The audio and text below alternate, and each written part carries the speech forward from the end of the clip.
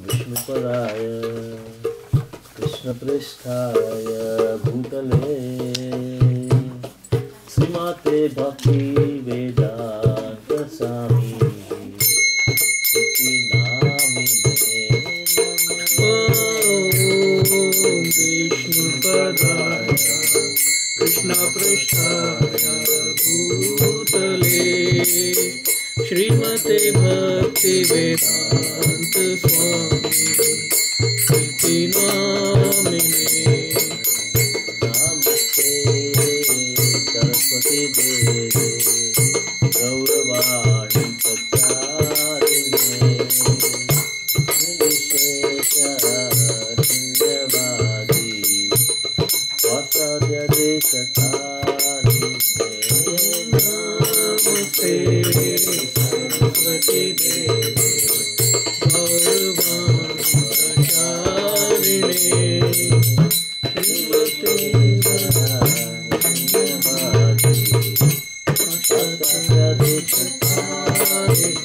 जय श्री कृष्ण प्रभु नित्यानंद श्री अद्वैत गदाधर गौरभक्तवृंद श्री कृष्ण चैतन्य प्रभु नित्यानंद श्री अद्वैत गदाधर श्रीवासादि गौर भक्तवृंद हरे कृष्णा कृष्णा कृष्णा हरे हरे हरे राम राम राम हरे हरे हरे कृष्णा कृष्णा कृष्णा हरे हरे हरे राम राम राम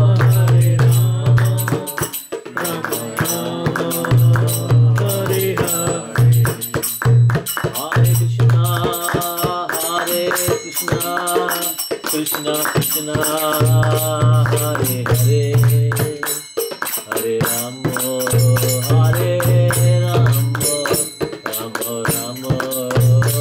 हरे कृष्णा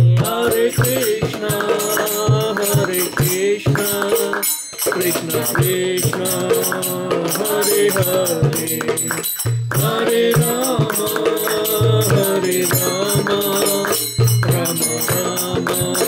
राम हरे हरे हरे कृष्णा हरे हरे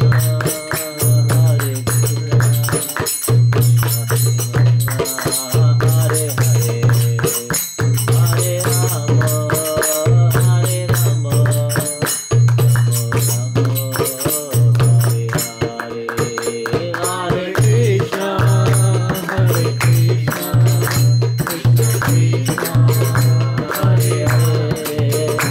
हरे राम हरे Krishna Krishna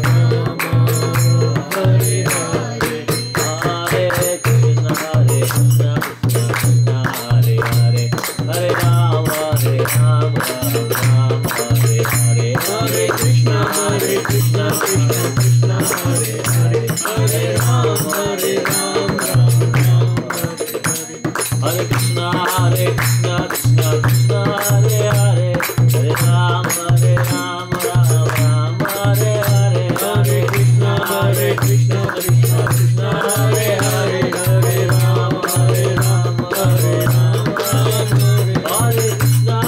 Krishna Krishna Krishna Hare Hare Hare Ram Ram Ram Hare Hare Hare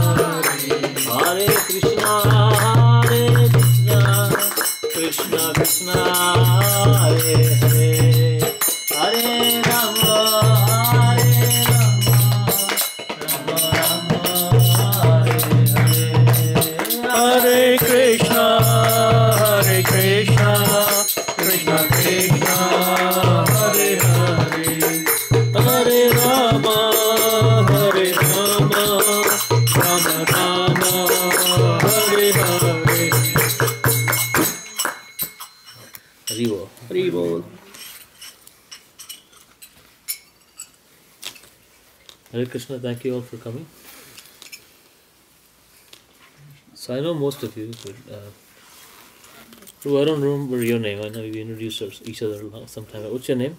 My name is Prasad. Prasad. And your name? Varsha. Varsha. Very nice.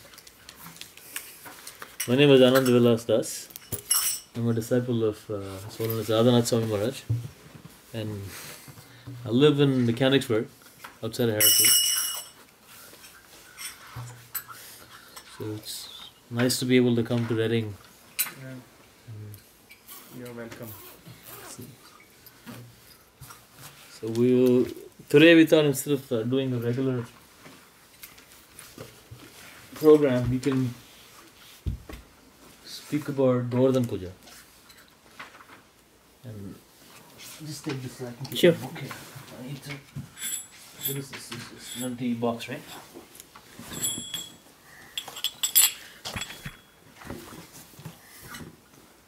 And since it's going to be a story of Govardhan, I thought even the kids can listen. Right? Like to hear stories? Like to hear the story about Krishna lifting hill? Like there? What is the name of the hill? Yeah, Govardhan Hill.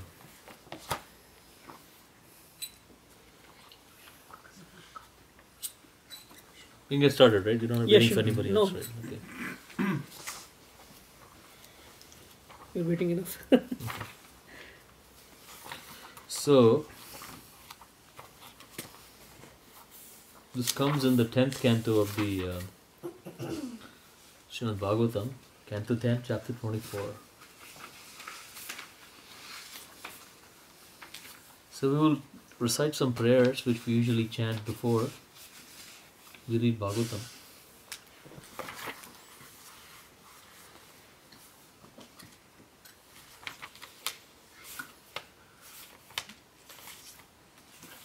And the format we will follow for today is we will, when I say discuss, I literally mean discuss. So I mean it to be, well, if you have questions, ask me in the middle of don't have to wait till the end. Right? That is the advantage of smaller group. Unlike regular class format where the speaker finishes and then you may ask a question and then you're already so embarrassed to ask questions because there's so many people. The whole idea of a smaller format is this opportunity for interaction. Right? So there may be questions that are related to the topic. There may be questions that are unrelated to the topic. Right? You can ask. And the other factor, another feature of this kind of a setting is when I'm allowed to ask questions. So I can ask you a question. Right? So unlike in a Friday class or some other program where you have the option of sleeping. Here you don't, because I'll ask you a question and then if you don't know where you are, then you won't be punished, but you'll be embarrassed. So we'll chant some prayers. These are prayers that we chant before we reach Srimad Bhagavatam. So let's just chant those prayers and I'll begin. Om Ajnanatimmirandasya Om Ajnanatisya Jnananjana Shalakaya Jnananjana Shalakaya Chakshurunmilitam Yena Chakshur Tasmai Shri Tasmai Shri Guruve Namaha. Namaha. So we'll chant some more prayers, which I'll speak more slowly so everybody can follow.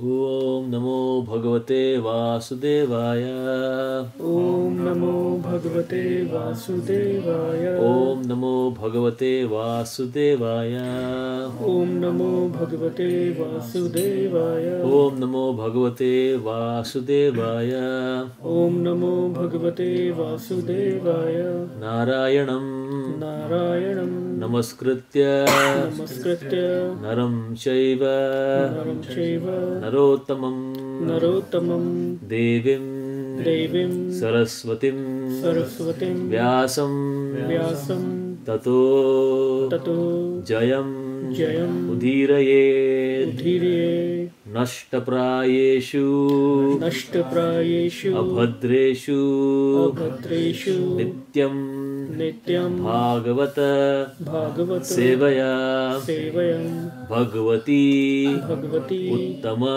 Uttama Shloke Shloke Bhaktir Bhaktir Bhavati Bhavati Naishtiki Naishtiki Krishnaya Krishnaya Vasudevaya Vasudevaya Devaki Devaki Nandanaya Cha Nandanaya Cha Nandagopa Nandagopa Kumaraya Kumaraya Shri Govindaya Shri Namo Govindaya Namaha Namo Namaha Panchatattvatmakam Panchatattvakamam Panchatattva Panchatattva Makam Krishnam Krishnam Bhakta Rupa Bhaktarupa Swarupakam Swarupakam Bhaktavataram Bhaktavataram Bhaktakhyam Bhaktakhyam Namami Namami Bhakta Shaktikam Bhaktashaktikam He Krishna He Krishna Karuna Sindhu Karuna Sindhu Deenabandhu Deenabandhu Jagatpate Jagatpate Gopesha Gopesha Gopika Kanta Gopika Kanta Radha Kanta Radha Kanta Namostute Namostute Tapta Kanchana Tapta Kanchana Gaurangi Gaurangi Radhe Radhe Vrindavaneshwari Vrindavaneshwari Vrishabhanu Vrishvanu Sute Devi Sute Devi Pranamami Pranamami Haripriye Haripriye Vanchakalpa Vanchakalpa Tarubhyascha Tarubhyascha Kripa Sindhu Kripa Sindhu Evacha Cha Patitanam Patitanam Pavanebhyo Pavanebhyo Vaishnavebhyo Vaishnavebhyo Namo Namaha Namo Namaha Shri Krishna Shri Krishna Chaitanya Chaitanya Prabhu Nityananda Nityananda Sri Advaita Shri Advaita Gadadhara Gadadhara Srivas Adi Srivas Adi Gaur Bhakta Gaur Bhakta Vrinda Vrinda Hare Krishna Hare Krishna Hare Krishna Hare Krishna Krishna Krishna Krishna Hare Krishna Hare Hare Hare Hare Rama Hare Rama Hare Rama Hare Rama Hare. Hare Hare. So we chant these mantras just to get ready to receive Bhagavatam.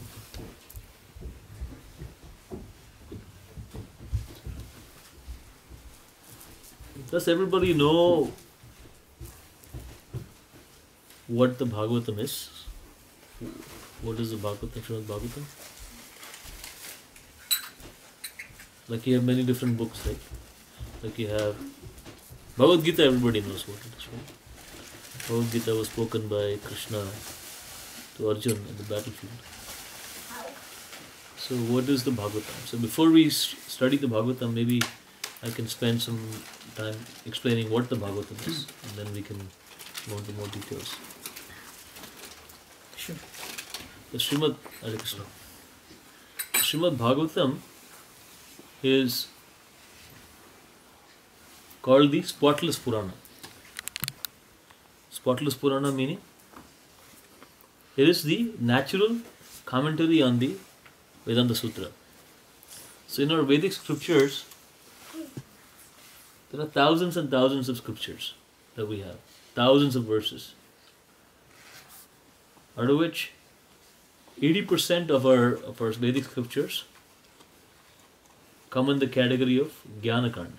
Jnana-kanda means, Jnana means knowledge, right? So Jnana-kanda means it gives knowledge about various things. Various things. Veda, what is the meaning of Veda? Does anybody know? What's the meaning of what? Veda. Meaning of Veda. What is the meaning of Veda? Knowledge. Knowledge. Veda just means knowledge. So, just like if a kid goes to a store, you get everything in a store, right? If you go to Toys R Us, you get everything in the Toys R Us. It's not just the one thing that you want, but you get everything. Even things you don't want are available. Correct? It's like if you go to a mine. Have you ever been to, anybody been to a mine ever? Never. But you've seen a mine on TV? It is very difficult for them to get what they need from the mine, correct? It's not that they just walk in and bring out the diamonds or this gold bar sitting there, just bring it out. I mean, it's the gold mine. It's not that they have gold coins in that gold mine. They just go and dig out the gold coins and bring it out. Have you seen how gold is in the mine? Have you ever seen a rock with gold in it? I've seen one time. It's like a big rock and there's a streak of yellow through it. And it's like a rock with gold in it. So it's not like you can just go and pick out the gold. Or same diamonds. It's not like you can just go and it's like a shining diamond, you just take it and put it in a earring and it's dead. It's not like that. It's a rock. And it's a lot of work. So, just like that, the Vedas are considered like a mine of knowledge. Right? So, to find the diamond from the Vedas, for lay people it's not that easy. You cannot just simply walk in and say, I want to read the Vedas and I want to understand what is happening. It's like a mine. Is there gold in the gold mine? Yes, right? But is it easily accessible? No. No. Right? Similarly, in the Shastras, there's so much pertinent knowledge, but to access it is not so easy. So that's why we have the acharyas, or the teachers, who have extracted these capsules of knowledge that people like us, who are not full-time practitioners of Shastra, who spend our time maybe on the weekends, try to understand something, try to practice something. How can we understand? Right? Each of us have other occupations, so nobody is full-time trying to understand Shastra. So how, in a practical way, can we understand? That's why you have these commentaries by the acharyas who give you the capsules of knowledge that you can then apply. But that much at least we have to do. Right? Like if you go to the doctor with an ailment, the doctor might examine you and give you some medicine. But then the job of taking the medicine is still yours, right? Just because you went to the doctor, got the medicine and kept it in your cabinet, and then a week later you went and said, I'm still not feeling better. And the doctor says, what happened? No, I'll give you a stronger medicine. Okay, fine. Take a stronger medicine, keep it in your cabinet. A week later, still you're feeling bad, saying, nothing is working. So, are you taking the medicine properly? No, I'm not taking the medicine. What do you mean? I come regularly to the doctor's office, take an appointment, take the medicine, buy the medicine, but keep it in my cabinet. I don't need it. The Shastras and instructions are like that. We can get the best instructions, but if you don't actually execute them, then there is no value. So, the Bhagavatam is, so out of all the Shastras, you have 80% is Jnana Kand. And then there is Upasana Kand. Upasana Kand is, Upasana means Puja. puja. Different kinds of puja is there. You have worship of sun god. Rig Veda has a lot of worship of the different deities and so on and so forth. So all these different things are given. But direct worship of God is not mentioned so much easily available in the Shastra. And that is the reason why Vyasadeva wrote Srimad Bhagavatam to directly describe the glories of Krishna. Because it is the direct commentary of the Vedanta Sutra. Vedanta Sutras, a sutra is nothing but, like kids have flashcards. You know what flashcards are? You use flashcards to memorize things, right? When you get older, you might use them to memorize formulas, to memorize things like that. No? Everybody's used flashcards of some kind, right? Vedanta Sutras are nothing but flashcards of the whole Shastra.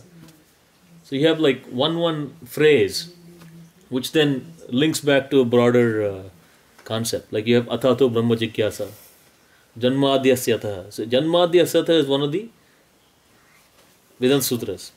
Janmadi Yasya Ataha is definition of God. Janma means birth. Adi means before. Yasya means whose. Yataha means. So Janmadi Yasya Ataha just means that one who existed before everyone else. So definition of God is one who existed before everything else was existing. So he has no origin. See, everybody has an origin. Everybody has a father. But definition of God is one who has no father. So the point I'm trying to make is that the Srimad Bhagavatam is an expansion of the Vedanta Sutras. It's a natural expansion given by the author himself. And that is what the Srimad Bhagavatam is. So today we wanted to speak about this wonderful pastime of Govardhan Puja and lifting of the Govardhan hill that comes in the 10th canto of the Bhagavatam in chapter 24, beginning with text 1. And I will not read so much of Sanskrit because it becomes too much. But we'll just speak about the pastime. And as I said, we'll keep it very interactive, so if you have questions, we can ask that. So, seemingly it seems like this whole pastime is about worshipping a hill. Okay, worshipping a hill. So, seems like somewhat more primitive. Going back to hill worship and tree worship and so on and so forth. A lot of people have a hard time even relating to deity worship. Archa Vigraha worship. But hill worship is like, seems like even more primitive. So what really is going on? Does anybody have any ideas? Can anybody say something about it? What do you think is happening? I think the idea is Krishna is trying to advise to, instead of doing puja to demigods, worship nature, which provides you food. There are trees on the tree hills, so it's basically the worshipping or paying your respect to the nature. Which is fine, but it still doesn't answer my question that why is it more primitive? Why is it not more primitive to worship hills and mountains? Maybe it is in those days anything that protected you from something that was so more powerful and had more devastating effects. Anything that was that big, which a person couldn't do it as a human being, is being done by somebody. You kind of look at it as somebody who protects you like a god. So symbolism is what you're getting at, right? So let me address that topic very clearly and as part of this discussion, because is it symbolistic or is it's a real thing? I've heard this question many times, so I'll address it in a very specific way. So let me ask another question. And since you all are from India, I can ask this question. There is this phrase everybody says in India, like Mera Bharat Mahan. You heard? I've heard many times. What does that really mean? Nationally. Because a lot of Lord, they took birth over there and yeah. So okay. So now look at what's happening in India right now. I don't follow politics that much. I don't really know what's happening in India and politics that much, but whatever I hear, it's not like a great situation, right? I mean, there's a lot of corruption and it's not the greatest situation. So what is so Mahan about India? That's my question. What exactly are they referring to when they say Mera Bharat Mahan? What is that Mahan? Vrindavan. No. Yeah, you mean you take it to the heart. But the point I'm at, can you expand on it a little more? There's a lot of pilgrimage there, a lot of places that is very holy places. So okay, so expand on it a little more. What exactly? So when you say culture, what does it mean? What is Mahan in India? Is it that the political system is great? Is that the Mahan thing in India? Humanity. Huh? Humanity. Is it really true? If we look at the past, Is it true? I mean, is humanity can you see what happens in India nowadays? If somebody is dying on the side of the street, does anybody care? So is that what really happens there? I think No. freedom, Nobody. we, like cow is protected. You have even- freedom? Are you serious? I'm just Why telling you what people are allowed happened. to do I anything? just talked to my dad. Even animals, My dad lives in Bombay. Okay, this one person died yesterday in Bombay. This Bal Thackeray, right? And so, and regardless of whether you believe in his politics or whatever, I'm just telling you what happened, right? There was this guy who brings milk, right? So just because he was bringing milk in the morning, some people went and beat him up and broke his van because somebody died, right? Now, what kind of freedom that man has, that he's selling milk? Forget about the politics or anything. I'm not even worried. This is not a political discussion. I'm just saying, when we say freedom means I should be able to do what I want to do. I'm not disturbing you. I'm going out to buy milk or sell milk. Then if I get beaten for that, that would never happen in America, would it? Because somebody died, then everybody gets a chance. You're forced to do something because I have a stick in my hand. I can force you to do whatever I want. That would never happen here, right? So the point I'm trying to make is the political system is not Mahan. Are the roads great? No. Yes. just because it is like Krishna still do the pastimes over there, like Krishna is everywhere. yeah, Krishna is here. But in Vrindavan, there are some temples where they used to say that Krishna comes every night, and So you think Krishna doesn't come and do pastimes in your home? But there are a lot of people who believe in different religions, so only Krishna is not. Krishna is Krishna. Krishna is God. So saying that God has a specific name only and doesn't have any other name is also incorrect. Because God has millions of names, right?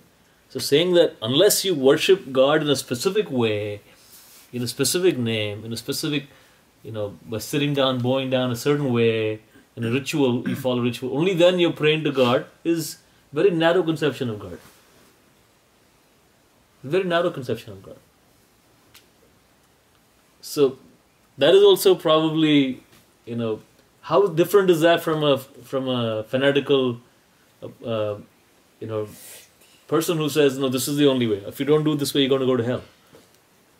How is that different then? It's not different, right? We just more peaceful people, but we believe the same way. Right? The other people who are not so peaceful will try to kill you if you don't believe like them. We don't try to kill you, but we still believe that if you don't believe exactly like this, you're going to go to hell. So what is the difference? There's no difference. At the mental level, there is no difference. The point I'm trying to make is that this concept of Mahan is because of the culture, which has been, over the last 50 years, completely destroyed, or maybe 100 years. But culture in the pure form that exists is Mahan. Now, question is why? What is the meaning of culture? What does culture mean? Principles. Principles, yes. Whatever tradition we follow. Traditions we follow. Okay, that's all good answers, right? Now, when you say Western culture or Indian culture. It means all those things, principles, traditions, and so on and so forth. But for what? We find more happiness in that. Happiness.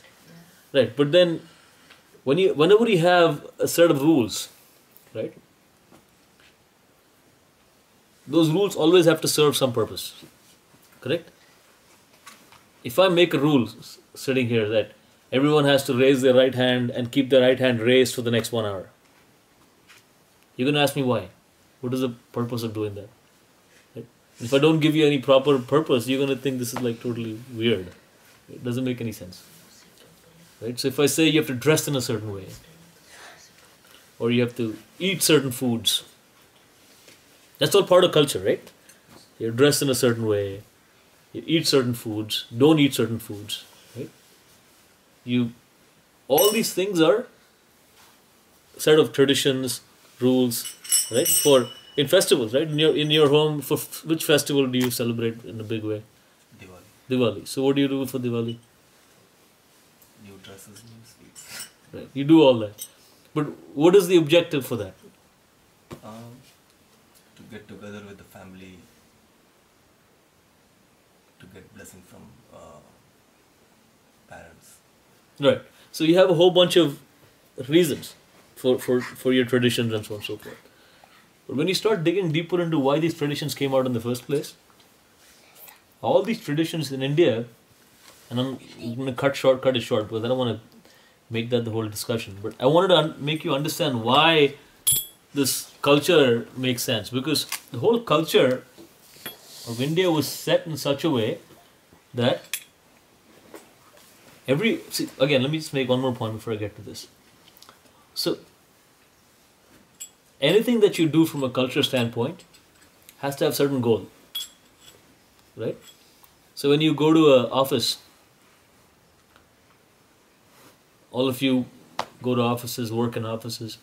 So you have computers, you have printers, fax machines, whatever. If you work in a factory, you have like other factory equipment and so on and so forth that you use, right? That whole environment is set such a way that it is conducive for what? For working, right? So the environment is such a way that they don't have blaring music, right? Or it's not like they're gonna have they have a theme park in there. Some people they may have ping pong tables and all that, but that is also to facilitate the work. The objective is not to go and play ping pong 8 hours and come back home. The objective is that you work for 4 or 5 hours and then a lunch break you might play for an hour, half hour or whatever. But the whole environment is set up such a way that it is conducive for working. And any activity which is done which disrupts the work environment is not considered acceptable, right? Like if you bring your boombox and play loud music in your cubicle or your office, then other people are going to say, hey, this is disturbing us, don't do it. So if you put something in your ear and listen, as long as you're able to do your work and not disturb others, that's fine, it's acceptable. But if you do things which are not conducive to that work environment, it is not considered acceptable. Kids go to school, right? Your school is set up such a way, what is it conducive for?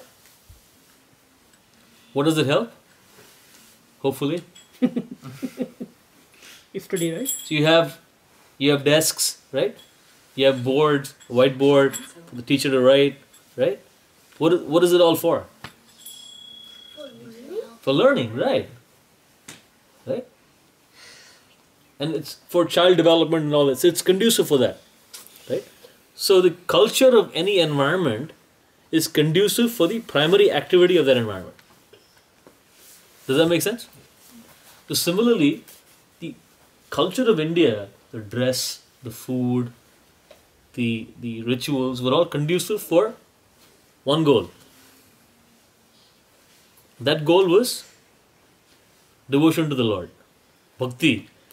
The ancient culture of India was conducive for that one goal of self-realization and devotion to the Lord. Spiritual activities. So if you look at any culture, like the dance of India also, all was temple art form meant for devotion. Music. Traditional Indian music was all meant for glorification of the Lord. There was no other purpose of music. All the musical instruments were played in conjunction with kirtan or glorifying the Lord. All the festivals were around glorifying the Lord. Diwali was celebrated as the day when Lord Ramchandra came back from his vanvas, 14 years in the forest. That's the whole idea of Diwali. You light lamps and so on and so forth. But people forgot that, and then it became something else. So the point I'm trying to make is that if you forget the goal, then the culture has no meaning. Does that make sense? That if I make computer, everything set up, and then you go to office and nobody works. Everybody plays games and everything else, and they go home. After 2 months, the management is going to say, what is happening? Nothing got done. Right? So there will be a check and balance. But in our regular life, there is no check and balance. So for generations,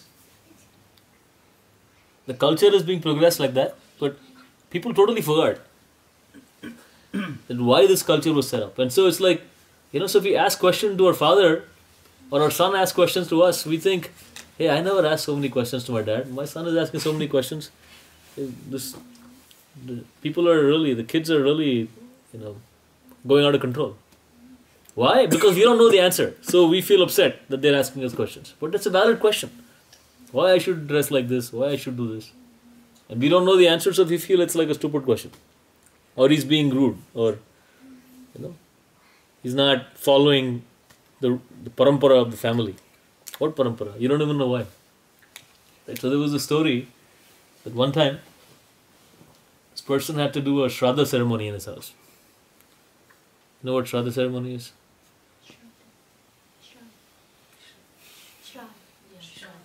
Yeah, so they had cooked all the preparations and so on and so forth. And before they were ready to offer it, there was a cat that they had in their house. The cat came and ate some of their offering. And so they were like, we cannot offer something that the cat has eaten, right? So they had a cat in the house. The cat came and licked the milk or whatever. So it was too much. And they had to make everything again. But then they said, okay, let's tie the cat. Make sure the cat is tied. And then we make the offering. They tied the cat. The next year onwards, it became pretty much the first question they asked. Have you tied the cat? Before you, make the offering. Because they know they don't want to have this issue again. In due course of time, the cat died. They didn't have the cat anymore. So then what they started doing was they would get a cat from the neighbor's house, tie it, and then they would make the offering. Because they believed that, my father did that. My father used to always have a cat tied. So we don't have a cat in our house. And then they would tie a cat. Then over the next generation, they moved to a different city or whatever. They didn't have any cats around. They stopped doing Shraddha ceremony. Because they don't have cats. That's how culture develops. Without understanding of why things are done, rituals are done that way without really any understanding of why it is done. So, worshipping of Govardhan Hill is not worshipping a hill. The culture is to worship Krishna. And so, it is not a symbolism. When people sometimes say that worshipping of a deity is a symbolism, it's not symbolism. And there's a big difference between idol worship and deity worship. People who say idol worship are fools. In a small group I can say that. But it's lack of understanding. Krishna, if God is everywhere, why can I not be here? Saying that God is everywhere except that idol or that deity makes no sense. And the way devotees understand is that the Lord is so merciful that to give us the opportunity to serve Him, He manifests in the deity form so we can serve Him. Okay? And you cannot go and change clothes for Virat Rupa.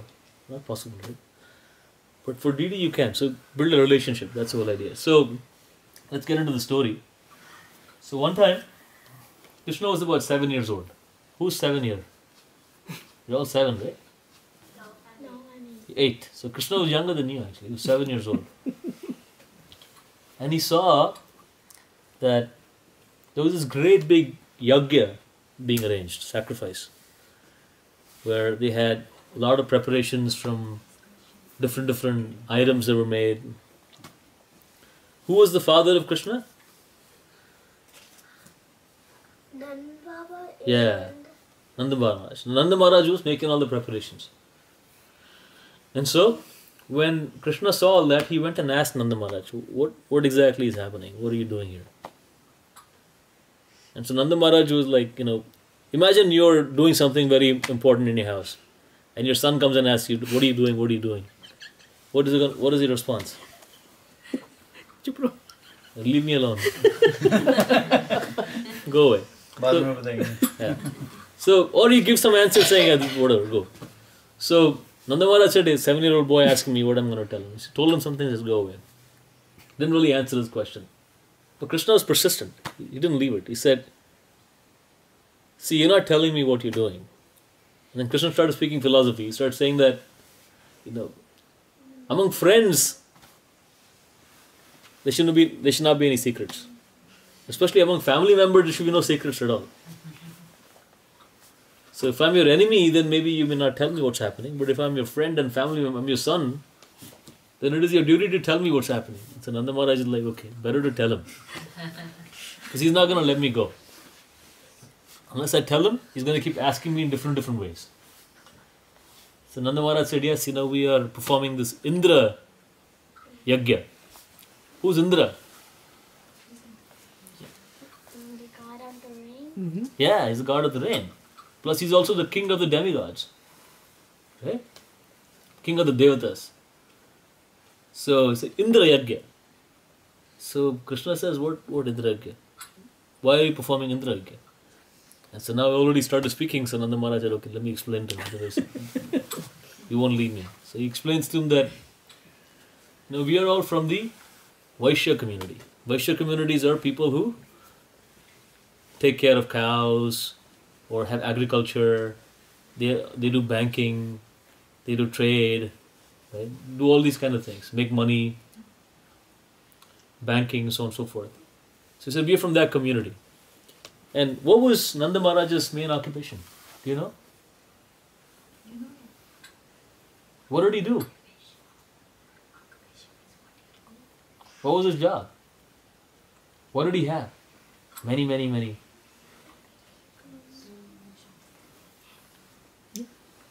Krishna plays Cows. You know how many cows he had? 108? 108. No. Okay, higher number. Guess. What is the highest number you can think? 200? Does anybody else know? Wait, what? 9 lakhs or something like that? Yeah. Question. He had 900,000 cows. Nanda Maharaj alone had 900,000 cows. And the other Gopals themselves, they had many cows. So there are thousands, millions of cows in Vrindavan. That was their main job. And what do cows eat? Grass? Yeah, good. Yeah. Yes. Okay. So the cows eat grass, and so Nanda Maharaj said that since the cows eat grass, and they need water, and because of the rain, the grass grows. So Indra gives rain, and if there was no rain, we won't have water, we won't have grass, we won't have food, we won't have agriculture. So we depend on rain. And can you make rain in any factory? No. In China, they were trying to make clouds, and nothing. It doesn't work. I read some report on that. But you're depending on that, right? Even the most advanced countries, if there's no rain, you cannot eat. Right? That's the reality even today. If it stops raining completely, within like 6 months, you're going to be completely hungry. You cannot eat nuts and bolts, and you cannot eat iPhone. You cannot eat any of that. You may think you need all those things, but you can live without iPhone, believe it or not. It's possible. But you cannot live without food. And you cannot make food in factory. No factory can make food. So you explained that since we need rain, we have to do this annual yagya for Indra. He gives us rain. So we have to be thankful. That is the whole principle, that we get so many things from so many people, so we have to be thankful. Right? So even self-made men, are not really self-made men, because they depend on things that were given to them by the previous generations, right? Even if we start our own business, we still use internet, we use phone. These things were not created by us. We use things that were given to us. So we have to be grateful in our hearts for everything that we have. Whatever knowledge we have in our head was given to us by a guru. It's not my knowledge, it's the knowledge I have from my guru that I'm speaking. Speaking his words. Our parents gave us so many things when we were born. Right? Had they not put us in the proper school or not made us study, we would not be doing all these things. We'd be sitting on the street somewhere. So we have to be grateful, regardless of how. So the right principle was being taught by Nanda Maharaj. He said we have to be grateful, because of which we do this Indra Yagya every year. So Krishna was still not very convinced. He was like, is this like a ritual? Is it in the Shastras that is mentioned this way, this kind of yagya has to be done? Or is it something that is traditional? A lot of things we do traditionally in our family. It's not a Shastric injunction, but we do traditionally. Like one of the traditions which I've seen nowadays is people do this Gayatri Mantra Yagya. Have you heard? Yeah. Completely non-bona fide. Completely unbona fide. Cannot speak Gayatri Mantra loudly, first of all. And you cannot, in Samuha, you cannot, it's not allowed. It's as per Shastra, it's completely unbona fide. But people have just started doing it and then becomes popular and then becomes nice. People feel pious. But it's not a bona fide. You cannot do things, so you cannot just like medicine. Medicine is available in pharmacy, correct? But if you're sick, you can just go to the pharmacy and say, hey, I think the pink one, blue one, red one, give me 6, and then you can eat it. No. You have to have a proper doctor prescribe. Even if a doctor prescribes you, how do you take the medicine? There's a dosage instruction, right? You have to take based on that. You cannot say, hey, 3 pills for 7 days? Let me take 21 pills right now. I don't want to wait 7 days. Is that going to work? You probably either end up dead or in the hospital at the very least, right? So, for all those things, we follow all the instructions. But when it comes to Shastra, we just want to use our own head. It doesn't work like that. So, these are all potent things which we have to understand how to use them. So, he says it's just a tradition that we follow. Krishna says, then Krishna starts arguing. He says, with Nanda Maharaj, he starts giving him different arguments. He says, why should we do this Indra Yagya? Because ultimately, whatever karma we perform, we get results of the karma. And he's basically speaking this philosophy called Karma Mimamsa philosophy, which is an atheistic philosophy. It's really not theistic philosophy, it's atheistic philosophy, which means that there's no need for God. You're self-made. Whatever karma you do, you get results of that. And he says, Indra, Chandra, whoever are there, they have to give us results of our sacrifice regardless of whether they agree with us or not. Right? For example, if you file taxes, if you get a refund, you get a refund. Right? Now you have a democratic president. Whether you're Republican or Democrat doesn't matter. They have to give you the refund. They cannot say you didn't vote for the democratic president, so you cannot get a refund. The tax authorities have no discretion like that. If you filed your taxes correctly and if you have a refund duty, they have to give you a refund. He's saying exactly like that. Right? If you have done your karma, you have to get results for that. So why are you doing all these things? And he says, and it rains in the ocean also. It rains in the ocean. Who's performing yagya in the ocean? Nobody performing yagya in the ocean, right? But still it rains there. It rains on rocks. Who performs? They don't even need the rain. In the ocean, does the ocean need rain? No. But it rains in the ocean also. So why are you performing this yagya? So he argues with them. So one of the things we learn from this is that actually even atheism can be used in Krishna's service. As long as it's used in Krishna's service. So Krishna is trying to teach him a lesson. So he says, don't do this yagya. It is not really required. And so they say, what should we do then? He says, we really get all the things that we need from Govardhan Hill. Govardhan Hill is right here, and the cows get all the grass from Govardhan Hill. We get all the fruits from the trees on Govardhan Hill. We get all the minerals that we need from Govardhan Hill. So Govardhan Hill actually supplies everything for us. So we should actually worship Govardhan Hill. And so the purpose that Krishna was trying to teach Nanda Maharaj and the other cowherd men is that you don't have to worship different devatas and so on and so forth for achieving what you need to get. Because ultimately, even the Bhagavad Gita, Krishna says that all the results of worship that you get by worshipping the demigods, the different demigods like Ganeshji and so on and so forth, you get are indirectly given by Krishna himself. So without the sanction of Krishna, none of the demigods can give you anything. And also he says that the results given by the demigods are temporary and material. Ultimately the gifts have to come from Krishna. So he wants to stop the cycle of demigod worship. So he wants to stop that. So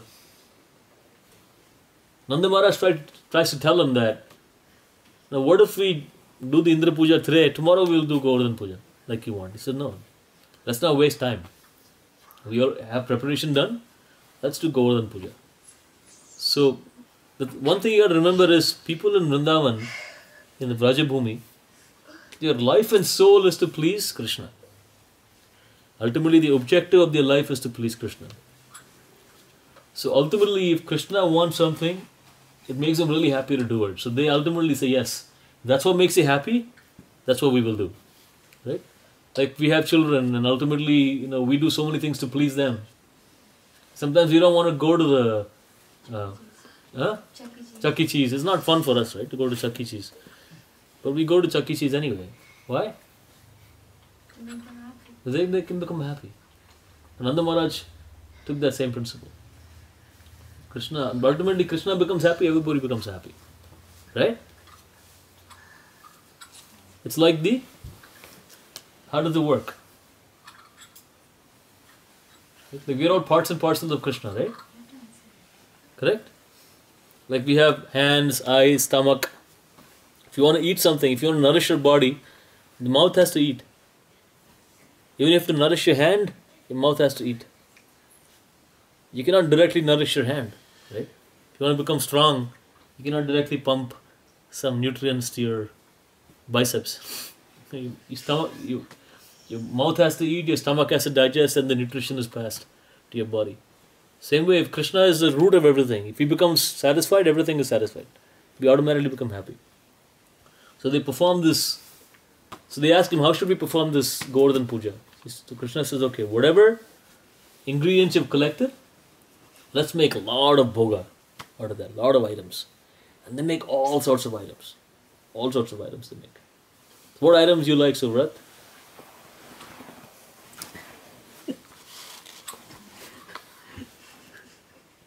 What sweet do you like? Yes.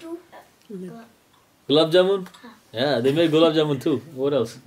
They made all kinds of laddus. Right? Barfi they made, yes. What else? Rohit, what do you like? Sweet? Cake? They made cakes too, yeah. They made pedas. They made jalebi, puris, kachori. They even made pizza, I think. I'm not so sure. I think they made pizza.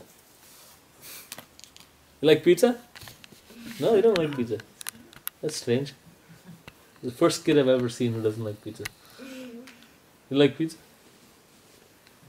So they made so many items, and it said that they made items in whatever quantity of grain, everything that they made these items. And Krishna said, offer it to Govardhan. When they offered it to Govardhan, and Krishna himself became Govardhan Hill, and he accepted all the offering. And he ate everything. There was like mountains of food in front of him. He ate everything. And he said, give me more. And they went and made more food. Whatever they borrowed from other villages, whatever they had, whatever they made, everything. And then they brought it again to Krishna. They had lakes of dal. They dug a huge hole in the ground and filled it with dal. Big lake of dal. They had lakes of kheer, so much food. And Krishna ate it all. Ooh. And he said, bring me more. There's no more food. All the bhoga is done, all the rice, dal, everything is over. And so they're like, from where can you get more? And finally one of the cowherd boys had an idea.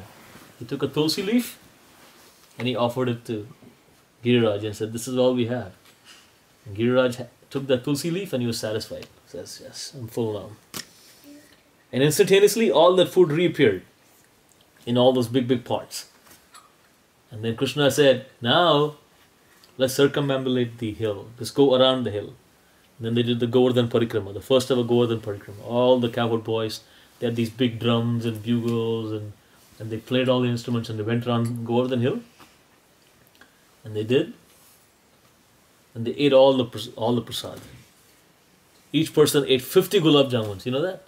50 gulab jamuns. 100 gulab jamuns. Oh, you feeling hungry? And they had paneer. Who likes paneer? Yeah, they had a lot of paneer sabji. They had a lot of things. They ate everything. They ate as much as they could eat, and then they ate more. And they could not even get up. They ate so much. They were so happy. And everybody was so happy except one person. Indra? Yeah. Indra was not so happy. Why was he not happy? Because they weren't doing his puja and they were doing the hell's puja. Yeah. So he's like, hey, all this stuff I should be getting. You know? And Indra became very angry. He said, these villagers, they've heard this talkative boy, and they stopped my worship and they're worshipping Govardhan Hill. This is ridiculous. I must crush their pride. I must crush their ahankar. So the acharyas make a point that who was actually proud? Indra. Indra was proud. But what did he feel? That the coward men are proud. Krishna is proud. And that is a typical scenario. When we have greed in our heart, we see other people, hey, that person is greedy, that person is greedy. Right? Why can kids not detect? Can kids detect lust in somebody's heart? That this person is lusty. Can they figure out? Why? Because they have no concept of lust. They don't have lust in their own heart. But when we have lust in our heart, then we can figure out, hey, this person also is a thief. Because we know in our heart also we have that feeling. So Indra is having pride in his heart, so he has this idea that the Rajavasis and Krishna are proud. He says, okay, let me then teach them a lesson. Then he calls these clouds, these big clouds called Samvartaka clouds. And these clouds can give a lot of rain. These clouds, they are called when the universal destruction happens. When the whole earth is covered with water, that's when those clouds are called. He calls them and says, go and destroy Vrindavan. Do you remember when there was a hurricane 2 weeks ago? What was that hurricane called? Can you imagine? And then the Acharya is right that the rain were not raindrops. They were like rain pillars. Pillars of rain. Big, huge amount of rain. Everything was going to be flooded. And Indra was like, yes, I'm going to destroy you. And the cowherd men, cowherd boys, they had nowhere else to go. And they said, Krishna, Krishna, save us. So Krishna, with this pastime, protected. Who did he protect? The people from Vrindavan. Yeah, he protected the people in Vrindavan. But he also protected Indra. Because Indra's problem was he had pride. So he protected his bhakti by crushing his pride. Sometimes we need the hard lesson, right? Sometimes if the kids don't study, what do? You force them to study, right? You don't want to do your homework. Sometimes you don't feel like doing your homework. Like, what does your dad do or your mom do? You don't feel like doing your homework. You can speak up. Huh? We have to do our homework. Yeah, you still have to do it. If you don't want to do it, still you have to do it, right? Your dad forces you to do your homework, right? You don't want to do it though. Yeah, same way. Indra didn't want to do his homework, so Krishna had to force him. It was for his own good though, ultimately. It was not for Krishna's. If you do your homework, does your dad get any points in school? No. Yeah, same way. So when Indra was good, Krishna doesn't get any points, but it's for Indra's benefit. So Krishna lifted this Govardhan hill just like he would lift. Have you ever seen a mushroom on the garden when it rains? You seen mushroom? the white mushrooms grow in the garden sometimes when it rains. Yeah. Is it very hard to lift it? Have you tried lifting it? Is it poisonous one? No, it's not I poisonous. think. Have you ever picked it No, up? I only saw the poisonous one. It's very light. It's not very hard to pick it up. You can just pick it up with one finger. You know what your pinky? Yeah, it's tiny. Krishna lifted that whole big mountain just like he would lift this little mushroom. And he lifted it up, and he told all the cowherd boys and girls and the cows and everybody to come under this mountain and nothing will happen to you. So everybody came under this mountain, and Krishna lifted it up for 7 days and 7 nights continuously. It's a whole big story. I'm not going into that much detail. Actually, you can speak this whole story in about 5 or 6 sessions. So much detail is there. So much detail acharyas are given. I'm just going to give you the high level overview. And for 7 days and 7 nights, Indra tried as best as he could to have thunderbolts, lightning, rain, snow, everything he tried. Nothing. People under the hill were not feeling cold, they were not wet, they were not hungry, they were not tired, they were not thirsty. They were extremely happy. Because they were under the Govardhan hill. There were some pictures that I saw earlier. You can see when the laptop was fired up again. So Krishna held up the mountain, left hand, pinky finger, for 7 days and 7 nights. And Indra kept trying and trying and trying. Yes? How did he do it? How did he do it? God. Hmm? He's God. How He's did Krishna. He's God. And he wanted to do it because he wanted to protect his friends. Yeah. Have you see Spider-Man? Yeah. Spider-Man, how does he make the web? With his whole suit? Yeah. So Krishna is like 1,000,000 times more powerful than Spider-Man. You know that? Yeah. So he lifted this mountain, and all the people of Vrindavan were under the mountain, and they could not be touched by Indra. Indra finally realized that something wrong.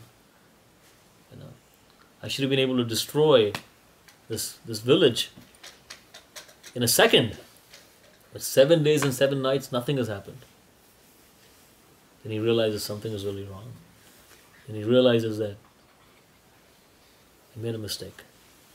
This is Krishna, this is God. I cannot defeat him. Then he comes down from his abode. He has an elephant. Does anybody know his elephant's name? No, I don't know. I just know he has one. Eravat. 300. He comes down from his Eravat and he tells Krishna, Krishna, I'm so sorry. I'm so sorry. I made a big mistake. Now pride has been crushed.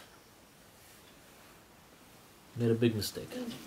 And so from that day on, Krishna taught us how to do this Govardhan Puja. And you see these pictures? Krishna lifting Govardhan hill? And the hill they show is very small, but the hill is really big actually. And then the whole village of Vrindavan was in the mountain. Very nice pictures. There's one picture which shows a bigger hill. That's like there, see. Big hill Krishna's holding up. Yeah, I saw that hill before. Yeah. So the whole village of Vrindavan was under the hill. Yes. The whole village is under the hill. How far is the Vrindavan? Yeah. Vrindavan from the Govardhan hill? Govardhan is about 30-40 minutes.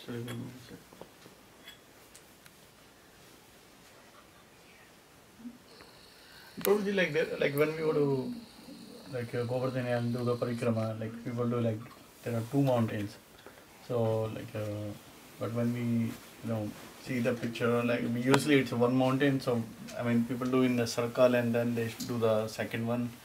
So is it all one mountain? It's all one mountain. It's like later? a range. It's like one mountain. And it's said that over the years Govardhan has shrunk also. they say, Govardhan. yeah, they say every year it's getting sunk in the ground. So 5,000 years ago was a much bigger mountain. Now it's shrunk a little bit. It'll continue to shrink Okay. in Kali Yuga. It's much bigger. Any other questions? Yes. Why is it shrinking? Hmm? Why is it shrinking? Shrinking because Govardhan had a curse that every year you will shrink a little bit. And so he's just having that curse. To be shrinking every year. It's like, over time everything gets degraded, right? Eroded. Same way. Yes. Why did they give the curse? The curse was because it's a big story. I'll tell you another time.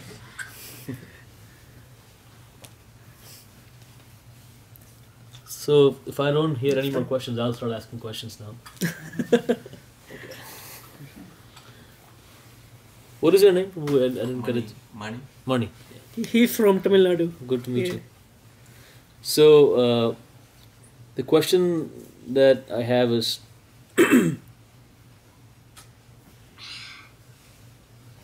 how do you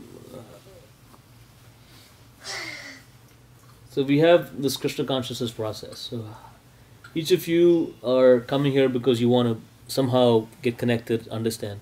So I want to understand from you how do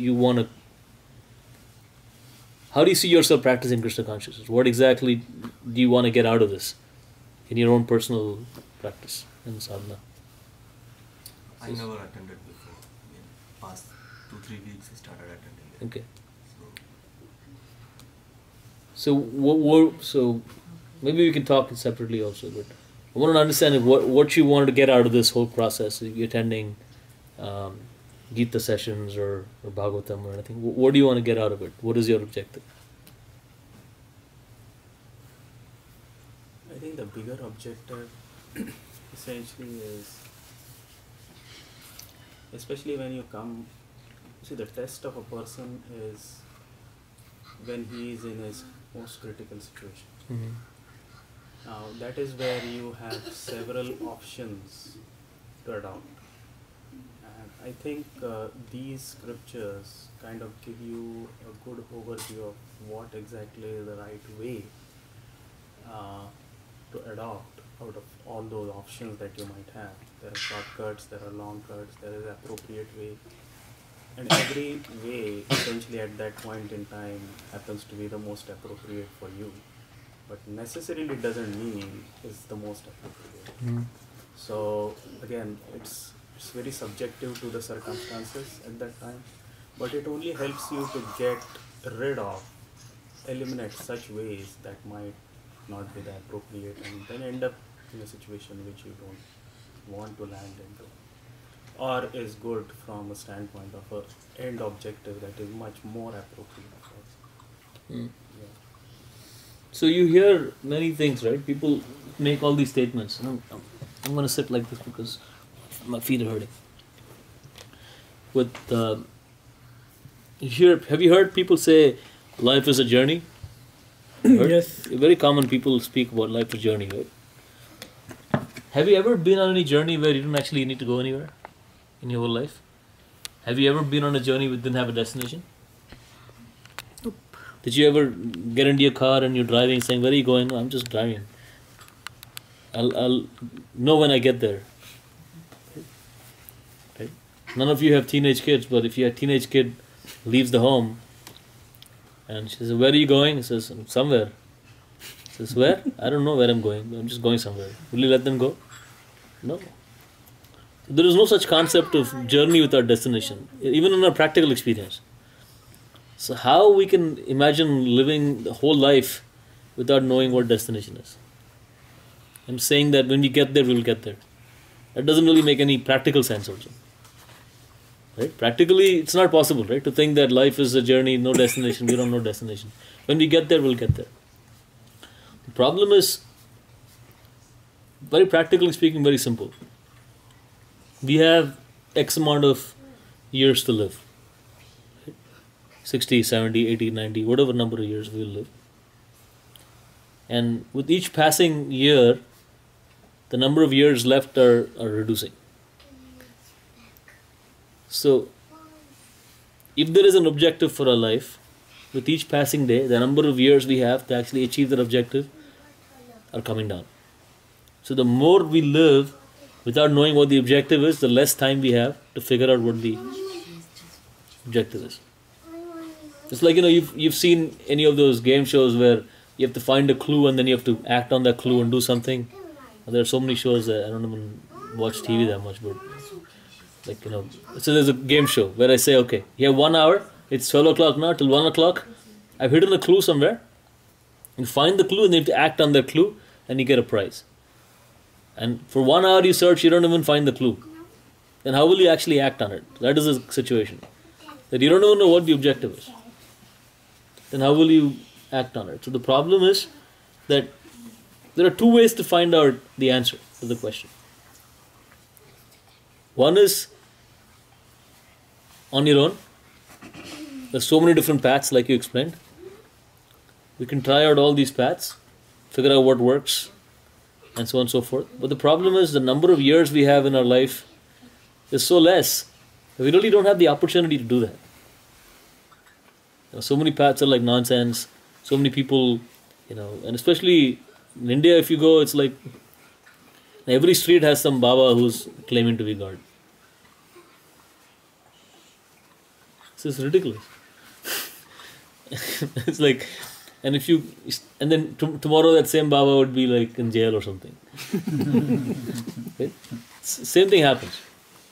So, the question is, the Shastras are like maps. But for a map to be useful, you need to know where you are and where you need to go. Otherwise, map is of no use. Right? If I give you a map of any place, but unless for example, if you're coming here for the first time and you get lost and you call Devendra and say, hey, I'm lost, how do I come to your house? What is the first question he'll ask you? Where are you? Yeah. But if you don't know where you are, how will he help you? That's the problem. In our life journey, most people don't know where we are actually. And plus we don't know where we have to go. So even if you don't know where you are, if you don't know where you have to go, and then you start looking at these various maps that are given by these various organizations or various paths, those maps are interesting. Intellectual exercise is fun, but will not get you anywhere because you really don't know where you need to go. So that orientation is very critical. And that's the reason I talked about that culture concept, the goal-oriented phenomena. Unless the goal is clear, you can do anything you want, but still you're not going to achieve anything because the goal itself is not clear. So that is the biggest issue. So people don't talk about goal. Talk about various processes. Process for what? You follow the process nicely, but what will you achieve? Breathing exercise you do, okay, so you'll have good health. For what? Eternally you cannot have good health. You'll still fade. Right? So what exactly is the objective? So objective is not known, that becomes a problem. So the three main questions that any religion, Christianity, Islam, Krishna consciousness, whatever, any religion process, bona fide process, has to answer three questions. First question is, who are you? Who are you really? Which also has the inner question of, so if you know who you are, only then you know what your goal is. Right? If you go to office, right? First day you join a company, you're given some job description, right? Is it possible that you go and one day you work on, what kind of work you do, Mani? Software development. So you do software development one day. Next day you go and then there's a leaking faucet, you fix that faucet in your bathroom. Right? Third day you do something else. Fourth day you go and distribute mail to people. Fifth day again you do computer programming. Then after the end of the month, they ask you, what did you accomplish this month? You cannot say, I fixed 2 faucets. There's a bulb that was out, I fixed that. One day I cleared the snow in the parking lot. And the people are going to say, we hired you as a software developer. What are you doing all these other things? Then you say, well, nobody ever told me that's my job. I just had to come in and contribute the best I could every day, right? And you will feel I did the best I could. Every day I did the best I could. And you generally did it, but then that is not your job. Right?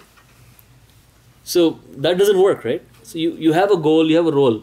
So you know who you are in that grand scheme of things. In your company, you know who you are, and you act accordingly.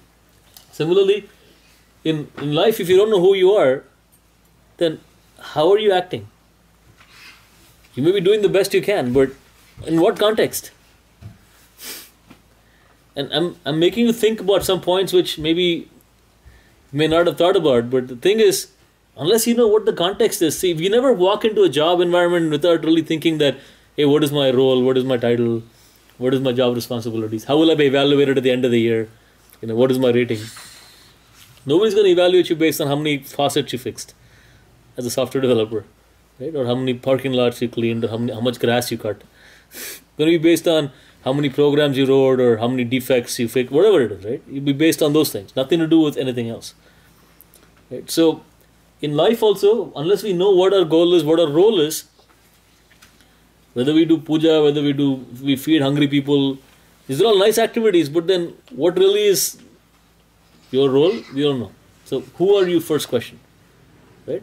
Second question is there a God? Who's God? Who's creator? Who's it? Is there a God, first of all, and who is the God? Right? And the third question is that if there is a God and I'm Jiva, I'm a living entity, what is my relationship with that individual, and how can I fulfill that relationship? It's not enough to know that there is God. The next question is, okay, if there is God, then what is your relationship? And how do you live that relationship? Right? If, for example, husband-wife exists and she's my wife, he's my husband, okay, good. So how do you interact with each other? What is the interaction? That is what the relationship is. Otherwise, just knowing has no meaning, right? Just knowing has no meaning. The interaction has to be there, only then the relationship. So these are the three main questions that Shastra has to answer. And the first question the Bhagavad Gita answers very clearly is that you are Jiva, you are a living entity. You are actually the soul, you are not the body. And soul is part and parcel of God, and only in relationship with God does the soul have any real fulfillment. So that's how we understand from Shastra how we have to live our life. Don't worry about him, it's fine. He's not disturbing us. The fact that the kids sat for more than an hour itself was pretty good. So don't worry about him. So now, the idea is to start thinking about these topics. And then slowly we start making effort in the right direction to get the answers. So the Krishna consciousness movement and Srila Prabhupada started. Prabhupada made it very easy for us. He said in Kali Yuga, we are sitting in a scenario where we don't have much time. We don't have so much intelligence. We don't have so much ability to read all the Shastra. He's given a very simple process. That simply chant holy name, chant Hare Krishna mantra, chant Krishna's name, and slowly everything will work out. All the realization will come. We realize that we are Jivas, Krishna is Bhagavan. He has many names, thousands, millions of names, but the name that we chant is Hare Krishna mantra, because that's what we got from Parampara. If somebody else got some other bona fide mantra, that's fine. But if they don't have some other mantra, this is a nice mantra to chant. Right? See, I came from Harrisburg to Reading, there may be 60 different ways to come. But I've been told that, take the turnpike, that's the fastest way, so I took the turnpike. Is that the only way to come to Reading? No. I can come via the local roads, I can come via Lebanon, I can do so many things. Right? But this is the fastest way, so I came this way. So your Prabhupada has told us this is the fastest way. Follow the process, it works. Now, one option is I can do a whole PhD thesis on what are the different routes to come from Harrisburg to Reading. But ultimately I just have to take one way. And so this one way is given, it works, and we follow that. Any other questions?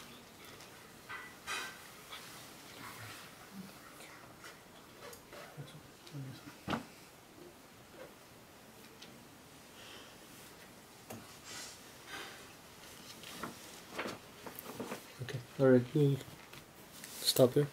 Thank you. Hare Krishna. Can we bring Damodar Arati? Yeah, we'll do Damodar. Bring the lamp. So in this month of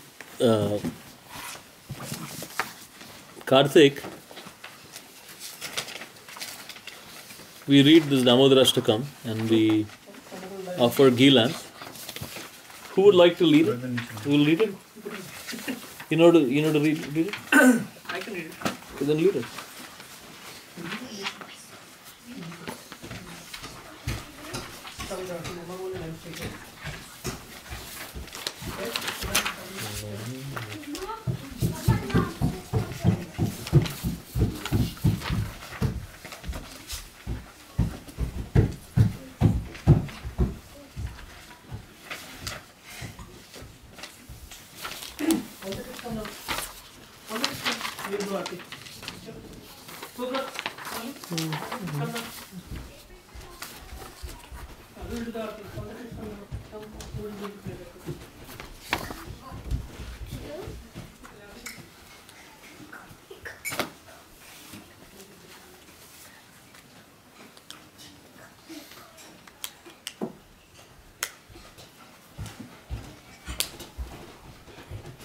Prasad, you also work here in Reading?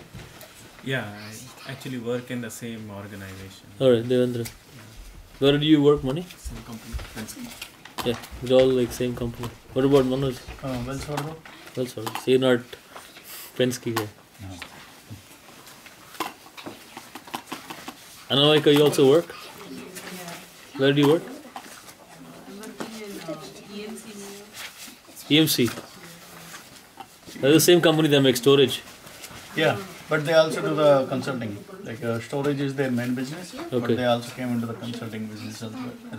Okay. So I think her client is a National Life Group. They sell the policies and Nothing to do with storage. No. It's insurance. Related to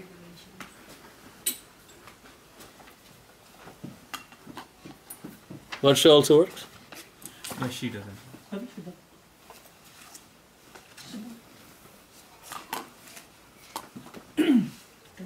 Mani, where are you from? India. Tamil Nadu. Where? Chennai. Chennai. I grew up in Bombay. My family originally is from Palakkad in Kerala. Oh.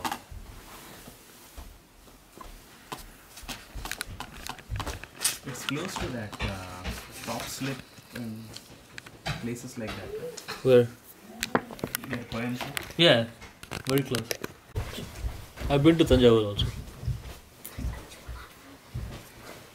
Proper Tanjavur here. Lot of temples. Yeah, Varadishwaran temple is there. Actually, my dad is from Kumbakonam. Kumbakonam. Yeah. Mom is from Tanjore. Yeah, it's very near Kumbakonam and Tanjore. Kumbakonam also is a big. All these are big Vaishnav towns. There are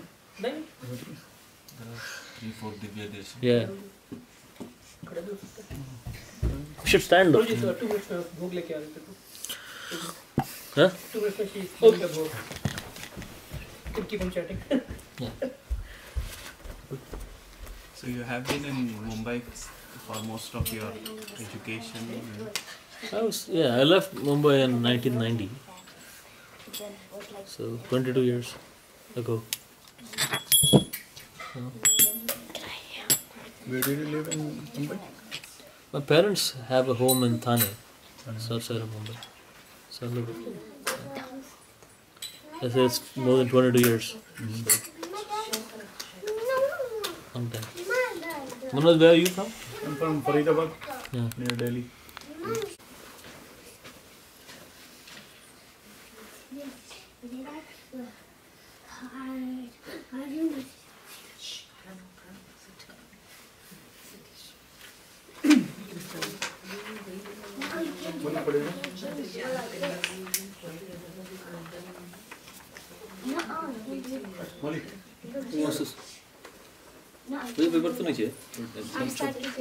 Somebody else wants to sing? Somebody else wants to lead? Namamishwaram Sachidanandarupam Lasat Kundalam Gokule Rajamanam यशोदाभियो लोकलब्धवमानम् परामृष्टमात्यं ततो गोप्या रुदन्तं मुहुर्नेत्रं युग्मं रुजन्तं कराम्भोजयुग्मेन साधकनेत्रम् मुहुश्वासकम्पात्रिरेखककण्ठ स्थितग्रैवदामोदरं भक्तिभद्रम् इति दृक्स्वलीलाभिरानन्दकुण्डे स्वघोषं निमज्जन्तम् अजापयन्तम् तदीयेषितज्ञेषु भक्तैर्जितत्वम् पुनः प्रेमतस्तं सता वृत्तिवन्दे वरं देवमोक्षं न मोक्षावधिं वा न चान्यं वृणेऽहं वरेशादपीह इदं ते वपुर्नाथ गोपालबालम् सदा मे मनस्य विरास्तं किमन्ये इदं ते मुखाम्भोजमत्यन्तनीलै वृतं कुन्तलैः स्निग्धरक्तैश्च गोप्या मुहुश्चुम्बितं बिम्बरक्ताधरं मे मनस्य वीरास्तामलं लक्षलाभै नमो देवदामोदर अनंत विष्णु प्रसीद प्रभो दुःखजालाब्धिमग्नम् कृपादृष्टिवृष्ट्यातिदीनं वतानु गृहानेश मामज्ञ मे दक्षिदृश्यै कुबेरात्मजौ बद्धमूर्त्यैव यद्वत् त्वया मोचितौ भक्तिभाजौ कृतौ च तथा प्रेम भक्तिं स्वकां मे प्रयच्छ न मोक्षे गृहो मे अस्ति दामोदरेह नमस्ते स्तुदाम्ने स्फुरदीप्तिधाम्ने त्वदीयोदरायाथ विश्वस्य धाम्ने नमो राधिकायाय त्वदीयाय प्रियायाय नमो नन्तलीलाय देवाय तुभ्यम् नमो राधिकायाय त्वदीयाय प्रियायाय नमो नन्तलीलाय देवाय तुभ्यम् हरे Krishna Krishna Krishna Hare Hare Hare Ram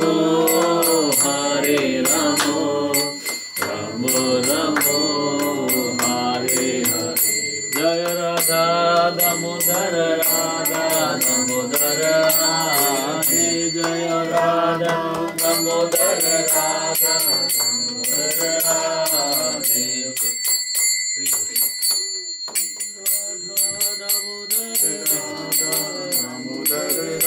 the translation.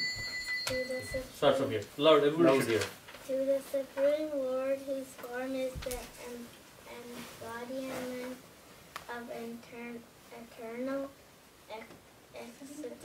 existence, knowledge, and bliss, whose sharp-shaped earrings are swinging to and fro, who is beautifully shining in the divine realm for Gokula, who, due to the offense of breaking the pot of the yogurt that his mother was turning into butter, and then stealing the butter that was kept clean from a slave, is quickly running from the wooden grinding mortar in fear of Mother Yashoda, but who has been caught from behind by her who ran after him with greater speed. The Supreme Lord Sri Damodara, I offer my humble obeisance. Seeing the whipping stick in his mother's hand, he is crying and rubbing his eyes again with his two lotus hands. His eyes were filled with fear, and the necklace of pearls around his neck, which is marked with 30 legs, like a conch Sherlock is shaking because of his quick breathing due to crying. Is supreme Lord Shri Damodar, Commodore, whose belly whose belly is not bound not with the ropes, but with another pure love, I offer my humble obeisances. obeisances. Number 3.